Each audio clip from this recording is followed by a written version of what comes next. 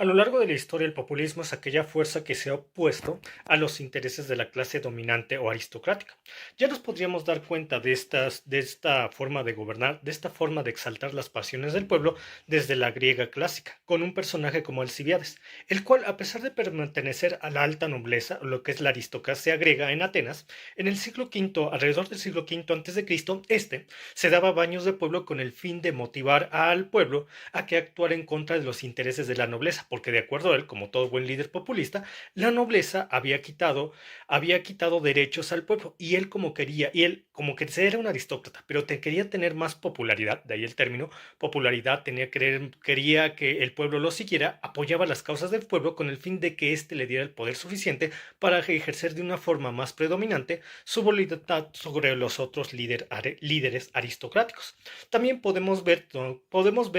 donde el término se popularizó, valga la redundancia, en la Roma clásica. Líderes como Julio César, que pertenecían al bando de los populares, llevaban a cabo reformas que beneficiaban a la clase trabajadora, la clase campesina, la plebe, que se había visto afectado por los intereses de los aristócratas, los optimates, la nobleza, que había, a través del adueñarse de las riquezas. En este momento se está promocionando el seguro autotal de Imbursa, el cual ofrece numerosos beneficios, como lo puede ser un descuento de hasta del 50% en el momento de la contratación de este seguro. Por otra parte, tenemos un 20% de la cobertura de gastos médicos a ocupantes y conductor que ayudan bastante en el momento en el cual se haya presentado algún incidente automovilístico. Para mayor información sobre este seguro, usted puede checar en la descripción del video o dejar un comentario directamente en la caja de comentarios. Clase trabajadora, la clase campesina, la plebe, que se había visto afectado por los intereses de los aristócratas, los optimates, la nobleza, que había, a través del adueñarse de las riquezas y de las tierras, que por medio de las conquistas de las clases trabajadoras, de las clases medias, habían llevado a cabo sobre los territorios que había ido la República Romana conquistando, esta clase aristócrata, perdón, a pesar de que su sangre no había sido derramada en los campos de batalla, se que ya daba con la mayor parte de las riquezas que resultaban de todas estas conquistas, conquistas que fueron hechas con el sudor y la sangre de la clase popular. Fue entonces cuando líderes como Julio César, dándose cuenta del gran potencial político que se podía obtener apoyando a estas clases medias, a estas clases bajas, y atacando a su propia clase, los aristócratas, los optimates, él entonces motivó. Él dio discursos, llevó a cabo reformas, llevó a cabo movimientos políticos que beneficiaban a estas clases con el fin de que la plebe le diera el apoyo suficiente para enfrentar a los otros aristócratas. Porque Julio César, como ya habían comentado, a pesar de ser un aristócrata, se había dado cuenta del capital político que representaban las clases populares y de tal forma que los apoyó para que de esta forma él, al ser un aristócrata, tuviera mucho mayor poder que sus pares ricos y así lograra consolidar un gobierno bajo su mandato, algo que logró al obtener una dictadura vitalicia, la cual finalizó cuando este personaje fue asesinado en los idus de marzo en el primer siglo antes de Cristo. Y así podemos pasar hasta la época actual, donde el populismo fue cobrando fuerza primero durante la Revolución Rusa. Aquí nos podemos dar cuenta que líderes sociales como Lenin, Trotsky recurrían a esta fuerza con el fin de tener el poder político suficiente y enfrentar a sus rivales, porque el populismo no puede existir sin la presencia de enemigos, ya sean reales o imaginarios. Estos enemigos podrían ser la misma la clase aristócrata que suele gobernar las instituciones políticas que regulan a la sociedad, o podría ser un enemigo externo como los migrantes, como un adversario en potencia, como otra nación, como otro imperio hegemónico. Es así como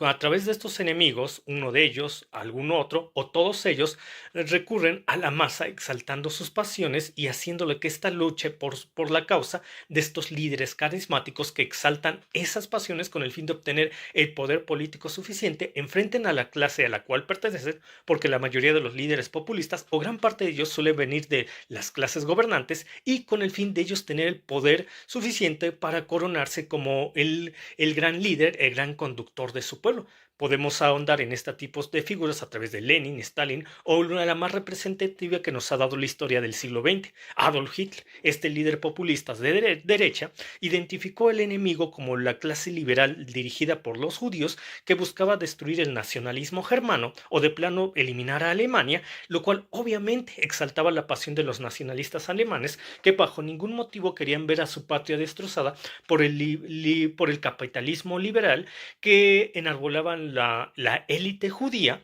o por lo menos así decían ellos, con el fin de internacionalizar la economía, lo cual destruiría el nacionalismo y haría que Alemania formara parte de todas las hebras de la economía, que terminaría afectando tarde o temprano a la clase trabajadora, tal como había ocurrido previamente durante la gran crisis económica, una crisis del modelo capitalista que se llevó a cabo en 1929 y que para el año de 1933, cuando los nazis tomaron el poder por medio de su líder carismático Adolf Hitler, todavía se hacían sentir los efectos económicos que había cobrado este sistema económico, porque el populismo ante todo quiere destruir las bases sociales, las bases económicas que han reinado hasta este momento con el fin de beneficiar a la clase obrera, a la clase trabajadora, a la clase campesina para enfrentar a la élite corrupta. Entonces, estos mensajes pueden venir tanto de los espectros de derechas como de los espectros de izquierda. De hecho, tanto en Estados Unidos como en Europa, el populismo tiende a ser de derechas, mientras que en Latinoamérica y en otras partes del mundo,